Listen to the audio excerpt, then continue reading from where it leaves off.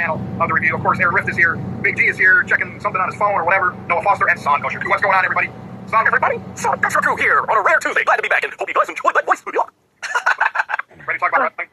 Oh, yeah. We got a couple topics, plus I'm sure the super chats will throw some curveballs our way. Hopefully I'm out here by 8. Noah, what's up? Hey, Virtue, Nodq fam, good to see y'all once again. Not a whole lot, been a long, steady Tuesday to say the least, but certainly ready to engage in some more professional wrestling conversation after quite a weekend of unique events and some unforeseen circumstances that might affect the business for all we know. So, looking forward to what's ahead here once again, Virtue, and it's great to be here with Song again, too. Two of the most energetic people I've known for being perfectly honest. Here we are, it'll be a fun show. Big G, what's going on? Nothing much. Apparently, me and Aaron called each other and we're wearing Ghostface shirts. But other than that, I had a good weekend. We got some good topics to discuss tonight, and like I always say, let's talk about it. Big G, Ghostface, we're talking like from the movie Scream, right? Yes. Who directed those movies?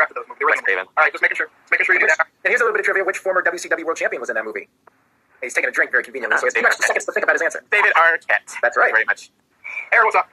I'm doing good. I'm looking forward to tonight's discussion. We already have a couple super chats, so I better get to them. I know this is jumping ahead, but Caleb Jacobs, he always wants us to answer immediately. Otherwise, he's like, don't forget my super chat. Caleb said CM Punk is going to win the World Heavyweight Championship, and he thinks that Jimmy Uso will cost Jey Uso as a face. I mean, that's definitely a possibility, and I think we're going to be talking about that, possibilities for the World Championship match. Saturday night's main event is shaping up to be a big one. Exclusively on Peacock, we got a World Heavyweight Championship match where we are guaranteed a new champion, and we also have the Drew McIntyre versus Cody Rhodes match, which is scheduled for Saturday night's main event. It's going to be a busy one, but Caleb, thank you for the super chat. We will talk more about that, and maybe I'll bring up your name again when we discuss that topic. And Psycho Jet Black is here already. There you go. Virtue's stoked.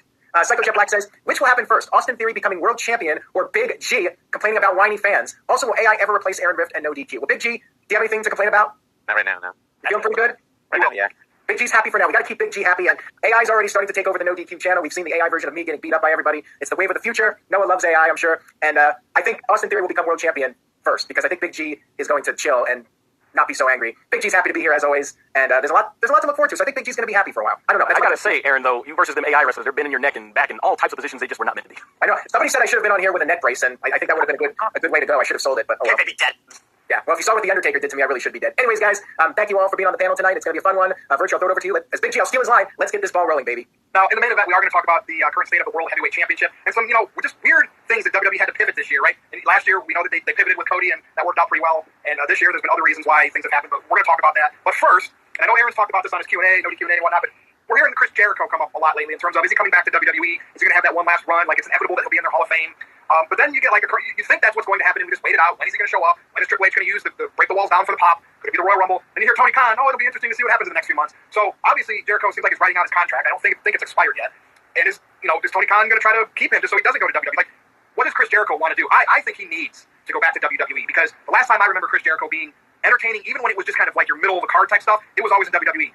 He went to New Japan, had that run there, Painkiller, whatever he was. That was okay, if you like wrestling matches.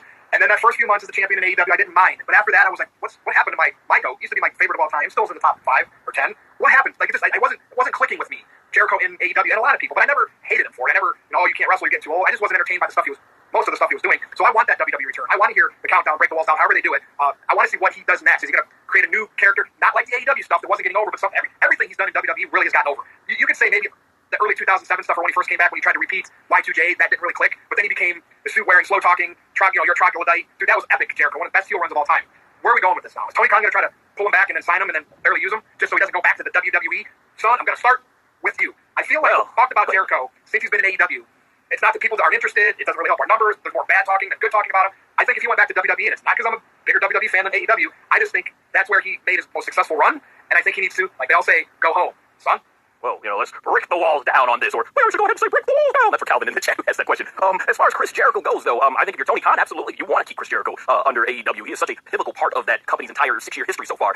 But when you think about ending the career, Chris Jericho, most people are going to know him for his most famous time being in the WWE with all the video packages. Let's be honest, when he goes in the Hall of Fame, there's an endless amount of highlight reels, no pun intended, that they can show when it comes to his Hall of Fame speech. And I think it almost feels right as a long-time Jericho fan, just seeing him in his career in the place that made him the most famous. WCW, it helped him get established as a wrestler, but it was WWE that put him on the map so that he could come and carry a company like AEW. And as far as some of his most recent stuff, I've always said this as far as Jericho. I know the whole learning tree and stuff didn't get over with a lot of fans. I saw the complaints online, but I've always had respect for Chris Jericho. I've always respected that he wants to reinvent himself, that he never wants to stay stagnant as a character. So I was glad, not my favorite version of Jericho, but I totally respect him doing it and helping, a lot of the younger talent as he did in AEW and helping put it on the map. But has he gone as far as he could in AEW? I think probably, because I'm not sure what else you can. Everybody's established. Look at Hangman Adam Page. They didn't want to put the title on him at the time, but now Hangman has become established where he can carry the company. And so it's almost like if Jericho's work is done in AEW, I can totally see it, and I can totally understand why he wants to finish out in WWE. Ultimately, when it comes to the man Chris Jericho, I will respect whatever decision he makes. He has to do what's going to be best for his wrestling career. But I think if you want the ultimate send-off, WWE, one last run and a Hall of Fame induction, that is perhaps the best way to probably end the historic career of Chris Jericho. So I'm going to be honest with you. So one of the last things he did in WWE was the whole list stuff, the Kevin Owens stuff. And while he had produced, and I know WWE doesn't hit home runs on a lot of stuff, but,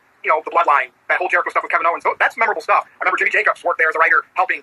The thing is, in AEW, it's Tony Khan. Like, I know wrestlers can have their own creative, but sometimes you still need that person that's not in the wrestler's shoes to see things a different way. And I think that's what's hurt a lot of the stuff in AEW. I mean, he worked that angle with MJF, and they did their little dance and all that, but, like, the people criticize that more than like it. But yet, you go back to what he did at WWE, and it was just hit after hit after hit for the most part. I think I really want him to go back. So, we'll see. I'm going to go over to Noah now, resident AEW fan and expert here, and see what he has to say. Hi guys. Okay, I'm kidding.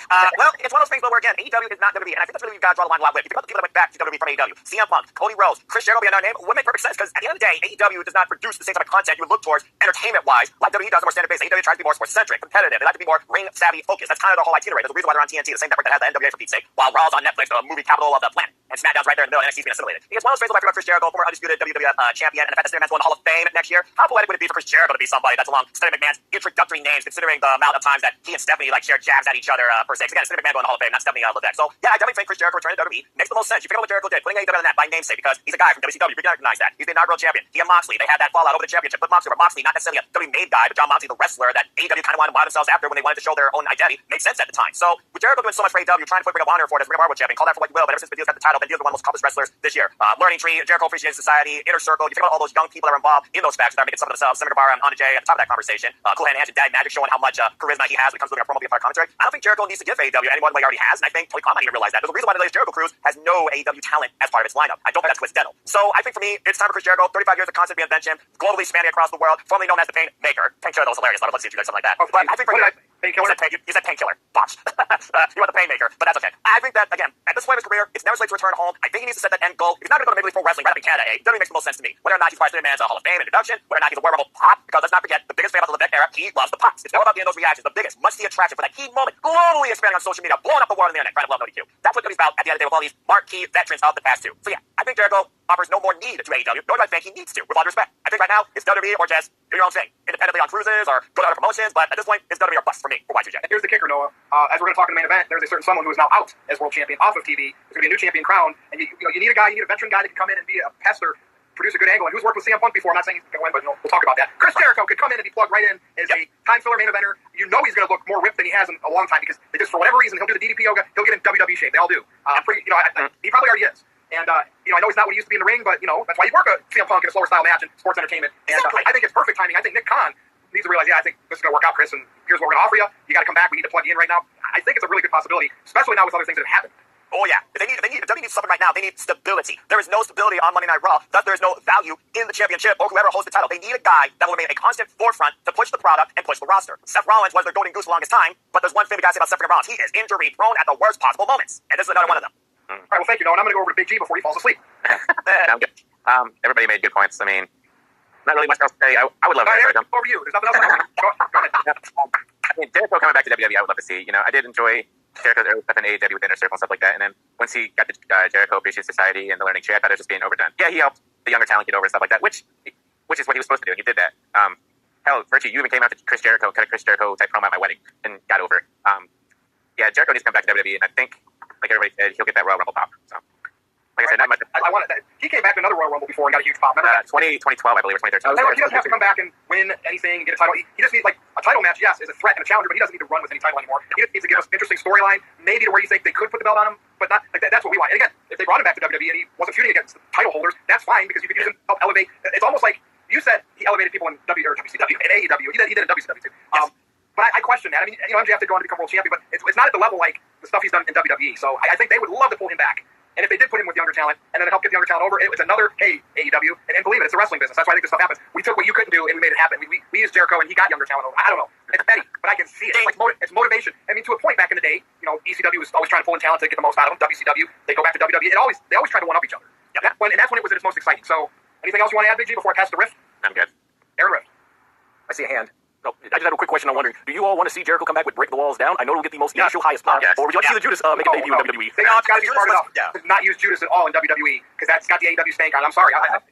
the break the walls down is the classic Jericho, and that's WWE. Yes. He should even know Yes. that. He should even know that. I wouldn't mind seeing it, but I do understand the iconicness of Break the Walls Down. Yeah, Break the Walls Down, Countdown, or Pyro side is WWE. Judas is everywhere else, not WWE, not just AEW. But to Richard's point, it did define pretty much 80% of Jericho's career before he started doing Spotlight as a learning tree. So shout out to Jeff in the comments. I think that would be a cool idea for the countdown into Judas, but after the initial pop release of Break the Walls Down.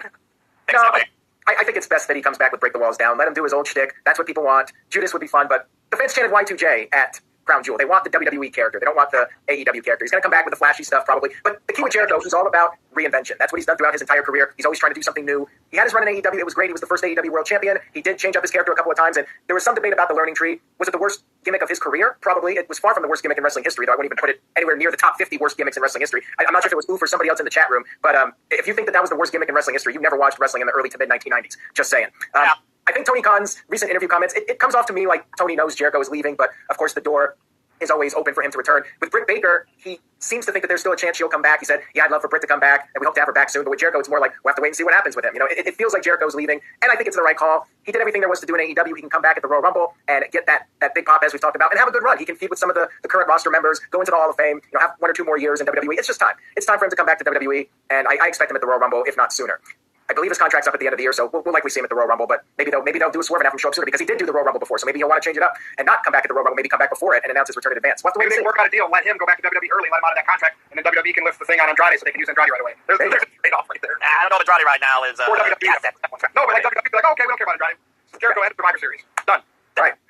All right, shout out to Dave Scheffler. Dave Scheffler sent in $2. Thank you, Dave. Says, Chris Jericho would get a huge pop at the Royal Rumble. Absolutely. You look at Crown Jewel, the crowd chanting Y2J, I mentioned this, that crowd reaction probably helped Jericho's contract negotiations. You know, they're wanting Jericho back, and I think that the nostalgia will definitely work in Jericho's favor. And I expect him to come back and have that very familiar presence, and maybe before he retires, he'll do like one more gimmick change. Virtue? You know what would be awesome? But it involves somebody that we can't rely on unless we see him. Just say out of the blue, The Rock showed up to say something. Everybody's like, what the hell? Out of nowhere. Just, you know, like he's done in the past. And they only do that so that Jericho can interrupt him for Jericho's return to WWE full circle. That to me would be amazing. That would be amazing. But again, you know, that's your 1% or less chance. But I just think of, if the right people knew how to contact and work all these people out, hey, Dwayne, we just need it for one appearance. Well, why you got to get Jericho back over like you did back in 99? That would be awesome. But, you know, again, pipe dream. Too bad Owens is hurt right now. Yes. Well, if Jericho sticks around a year or two, maybe they'll have a chance to interact one more time. Shout out to good old JM, Jeff Meacham, who sent in $5, so the mouse must be paying well. Thank you, Jeff. Jeff says, sorry I'm late. I definitely see Chris Jericho having one more run in WWE, and I love the idea of his returning as Stephanie McMahon's inductor. Yeah, that's a comment I've seen in the chat room. People have been talking about that. Chris Jericho potentially inducting Stephanie into the Hall of Fame, and then he can make all those jokes and everything. That'd be fun. I think it's going to be Triple H, but hey, it's an idea. I definitely would not be opposed to it. City by the Bay sent in $2, so I guess we'll do a little transition here before the main event. City by the Bay, thank you for the super chat, says, what is the panel's favorite book written by a wrestler? Probably Bret Hart's. Anybody have a favorite? I mean, the last one I read was Shawn Michaels' one. That was like a long time ago. I haven't read anything. I like the Jericho ones were good. I like the Vince Russo. He's not a wrestler, but I read his book. I read Vince Russo's got a book coming out next year. That's true. Virtue Tributes is not your favorite book, or Death of WCW? No, I mean, that's from fans' perspective book. That has nothing to do with anybody that actually worked there. So. Well, I mean, the co-author of Death of WCW was a wrestler. Who? That counts. Did he work at WCW? No. Okay. Well, then, Well, there you go. I haven't dived into any, but some of the snippets I read from Brock Lesnar and Stone Cold's book from the 2000s was pretty good. DDP was okay too. His book. I like Mick Foley's first book. Mick Foley's first book would be up there for me as well. I feel like his was really the one that got the trend going of everybody writing their own book. It was. As far as I'm concerned, that was the first commercial I remember with the smile saying, my life story is a happy story. I think he brought that out when he was like late in WWE or going to the TNA. I can't remember, but that, Under the Black Hat, Little JR's, and Mox's book were the last one that I heard and read. Jeez, Jeff really soured on Death of WCW, considering that co-author was also on one of Jeff's shows when Jeff first started doing audio shows for NoDQ.com. That author was on the video or the audio, and now Jeff has turned against him. Very interesting. Time changes people. That is true. All right, Caleb Jacobs sent in a $4 super chat. Thank you, Caleb, for the $4 super chat. So we've been talking about Jericho. Did he give the rub to people in AEW? I think he's had some mixed results. You know, Jericho, you could say he did help Santana and Ortiz, and Santana is now the TNA champion. But yeah, not every guy got the rub off of Jericho, and that's not all Jericho's fault. Like, it really comes down to the booker following up on the win for that wrestler. I mean, which guys beat Jericho? Didn't Hobbs beat Jericho? He destroyed him, yes. Yeah, Cassidy got a big win over Jericho, and what was it, like an Orange Mimosa? Orange Mimosa match, yeah. What a joke. It's whatever. He's still on AEW. Hobbs should be a main event guy right now. After destroying Jericho, they should have pushed him to the moon. They screwed him up as soon as they ruined the TNT title run with him, giving it to QT Marshall. He hasn't been the same ever since. I agree with that. And now he's stuck in this group with Samoa Joe. But, you know, we're getting off track here at TNA. Richard, we'll go back to you and get into the main event. All right, so main event time. So, you know, WWE's year goes, you know, they had Cena turn heel, beat Cody, win the WWE Championship, but The Rock set all that up, never really came back to fulfill that story. A few months later, they scrapped it. Cena lost the title back to Cody. Just very weird, just odd. And that really had nothing to do with injury. Just people not showing up, fulfilling their, you know, not that they made promises, but when you're on TV and you're part of a story, don't just go away. Then you have the injury stuff. Now, earlier in the year, Rollins faked an injury. Maybe he really still did get hurt, but it wasn't as bad, and they turned it into the swerve. Who really knows? But he cashed in the Money in the Bank, beat CM Punk without the belt for just minutes. And the group was created with, Heyman joining Rollins, and then bringing Braun Breaker and Bronson Reed in there. And then Seth Rollins gets hurt. Legit this time, obviously, because they stripped the title from him. And it's just weird because you thought, the long game for this was Rollins going to be that champion, and, until CM Punk beats him or Roman Reigns, and you just kind of figured that's what was going to happen. And then the next Raw after Mania, maybe that's when Braun Breaker turns on Rollins. It does what he already did, but an injury sped everything up. I do like the fact that they're teasing Braun Breaker holding the belt like he can be a contender. So that's good. You're forced to finally push new main eventers, so there's some good that comes out of this, but it's weird. Like, now we're going to see CM Punk battle Jey Uso, and I feel like CM Punk is going to win unless they really want to keep screwing him over and the Vision screw him over, but he's going to be the champion, and that whole Rollins keeping the belt from him, it just sucks because of the injury. The moral of the story here is work safe. Stop trying to pop the marks. The moves that you do to get hurt, absolutely unnecessary. You didn't need to do that coast to coast. And now look what's happened. Again, I'm all for Braun Breaker getting pushed out of this, Bronson Reed getting a spotlight, but again, we don't get a story. Now Rollins comes back down the road for pop, and you maybe can pick it up, but it's going to lose all its momentum, and to me, it's like, ugh. And it just feels like, Punk being champion doesn't seem like it's going to be a big deal now. If he does beat Jey could still win. What's everybody's thoughts on this? I mean, it's like, to work safer. Like, why are wrestlers get hurt, especially when you're the champion? I hate the fact that they got to feel they need to do stuff to pop the crowd. Like, shame on Seth Rollins. Dumb spot, too. I didn't like it, as you guys know, they watched my I stream. hated Rollins as his heel character because it kind of like Roman was kind of pushed to the side from the title picture because Heyman, and next thing you know, I didn't want to see him champion, but I was buying into the end game that he probably was going to lose it to Reigns or Punk. I would have been fine with either one, and now it's like gone. Because if Punk wins it, that beating Rollins for it doesn't mean crap to me now. It's just so bizarre because of an injury. So I'm going to start with Big G on this one. Yeah. Like, I couldn't figure out the words I wanted to say, Big G, because it's like I'm watching all this happen, and then it's like clips on my. I haven't been really interested in Raw lately or SmackDown. I watch clips, and then it's like this stuff that I'm seeing, and it's like, ugh. I understand where you're coming from. You want to be entertained with WWE, and you feel like you're not getting your entertainment. Yeah, Anyways, I don't want to take away from Braun Breaker getting a quick push now, or it could be. I like him. Like, you have to at some point. It just sucks that this is just weird. Like, this is weird.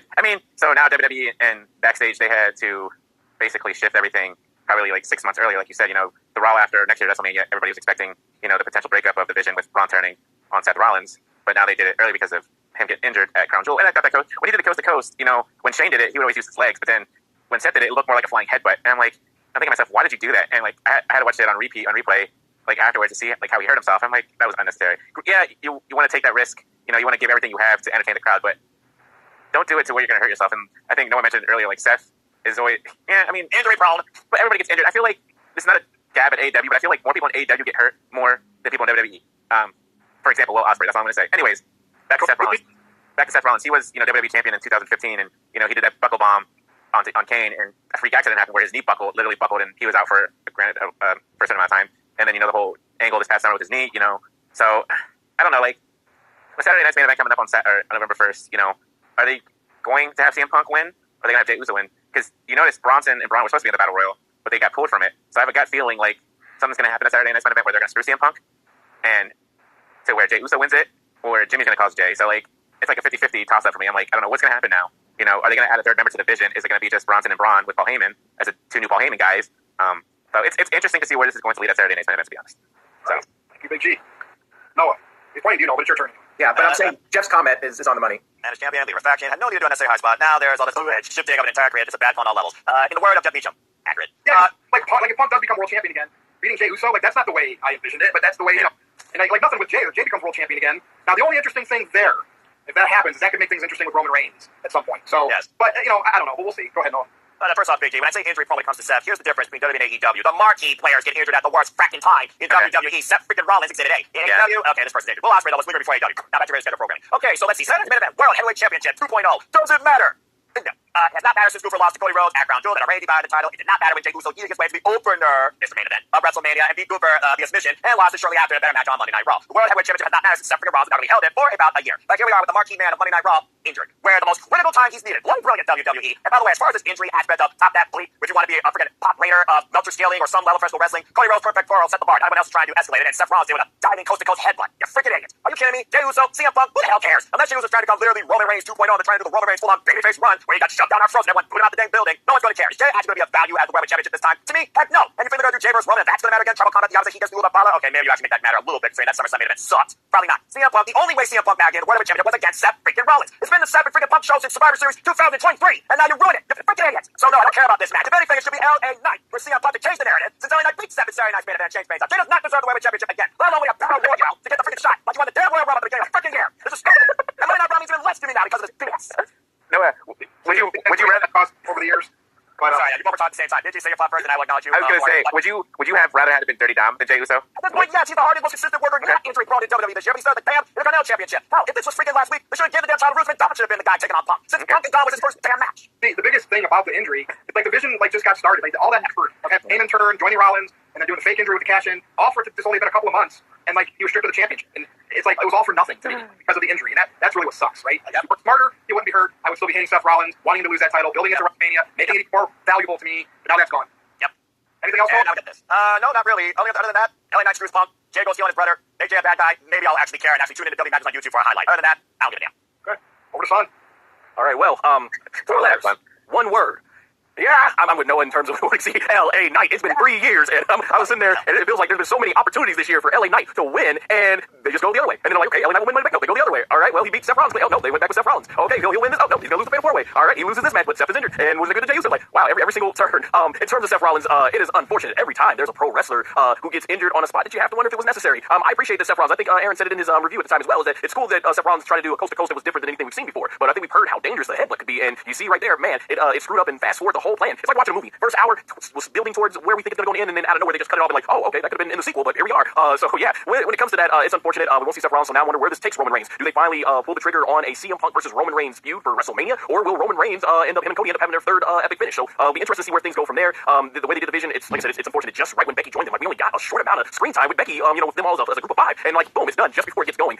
What I do really like that they did on Monday Night Raw, because it's something that I've always been against, rewarding bad behavior. How many times have we had wrestlers come out, they attack the champion, and you know what, I want him now for the championship. That's what he's gonna get for assaulting me. And it's like, no. I'm like, you can beat him to destroy him, but make sure you put over the championship is prestigious, and it deserves to be fought for against those who have earned it in the storyline. So it was great to see Adam Pearce on Monday Night Raw go like, no, they're out, and that's fine. I'm like, yes, they actually did. They finally did it. I'm like, yeah, why should their bad behavior in the storyline be rewarded? So I like that aspect of it, and I like Becky Lynch's whole backstage segment with Paul Heyman, and I like that we're getting Braun Breaker and Bronson Reed all built up for that main event spot eventually down the road. So I do like where things are going. So that's what it is in terms of vision. As far as where the championship part is, I like Jey Uso, but I wasn't clamoring for Jey Uso versus CM Punk. But if this is their way of putting the title on CM Punk and then transition to Survivor Series to finally put the title on LA Knight, to win the championship at a Big 4 pay-per-view or PLE now against a big-time star like CM Punk, then I'm for it, but I have no idea where it goes. More interesting things that could come from Jey Uso. Maybe they turn Jey Uso heel, and this is Jimmy's way of getting into the world title picture, winning the world title, and I'm pretty sure him and Jimmy want to redo it over again from their match at WrestleMania. And as Virtue was pointing out, where does Roman Reigns come into all this? So there is certainly a lot of different great ways that they can square all this off here, there. So I'm interested from that standpoint, but I can just only hope that the end result of this, at least in the short term, will be LA Knight finally getting a world championship.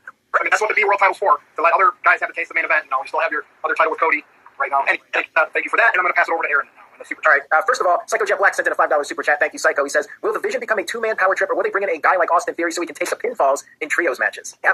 I think if Austin Theory is going to be part of the group, which I'm not a fan of, by the way, but if he was in the group, he could be the one that gets pinned in those matches. Like, if he was in that Survivor Series match that was allegedly going to happen, he could be the one that takes the fall. But Austin Theory should be a babyface, in my opinion. I'm not a fan of him being part of the Vision. I'd rather they just do the 2-man power trip at this point with Bronson and Braun Breaker. So let me say this about what's going on right now. WWE's creative plans completely screwed up because of Seth Rollins getting hurt. Hopefully they can turn a negative into a positive, and people are mentioning LA Knight. I hate to say it, but I don't think he's getting the world title at this point. He's, 43, 44 years old, early 40s. I don't think they're going to invest in him at this time. My hope is that they'll elevate Braun Breaker. Braun Breaker should really be the beneficiary of this unfortunate change in direction. They should strap the rocket to that guy and put the title on him and make him the guy. That's my take at this point. I think you got to build a new star out of this. As far as what happens at Saturday night's main event, I do not know. I'm not sure what the right direction is because, as Virtue said, it feels a little underwhelming for CM Punk to win the world title now after all this build of him having to struggle to get to it.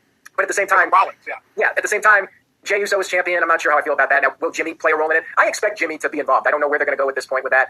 I don't like the idea of a Jey heel turn. I mean, he was out there with that little toddler on Raw. Everyone still loves Jey. I don't think that's going to happen with a heel turn. If anybody's going to turn, I think it should be LA Knight. Because I feel like he could play a heel role really well. And maybe then he could actually be in contention for the world title. Turn him heel, let him just cut loose on the mic and be a prick. I think that would work. So there are several ways they can go with this. And to me, that is one of the few positives of this is that I don't know where this is going and what they're going to do now. And to me, that does make it a little bit more intriguing because they have several different ways they can go. And we'll see what they do. We have a couple more super chats here. Dave Scheffler sent in $5. Thank you, Dave. He says, this may be way out there, but is there a chance nobody wins the title at Saturday night's main event as the Bronze destroyed Jey and Punk throwing the match out? Go Noah. I'm not a fan of that idea. Anybody want to make an argument that they should have a no contest or something? I'm not trying to create a fatal 4-way elimination match in Survivor Series to crown a champion. Even then, does that make the title matter even more, matter even less when you consider who's still in that picture? Are they going to push Braun Breaker forward? Not only the youngest, but the one with the most potential here to lead WWE. And I don't care much for this idea either. At this point, the only way I see this going, LA Knight screws Punk, you give Jey back the title, see if Jey takes it more seriously this time, and see if it causes an act. Making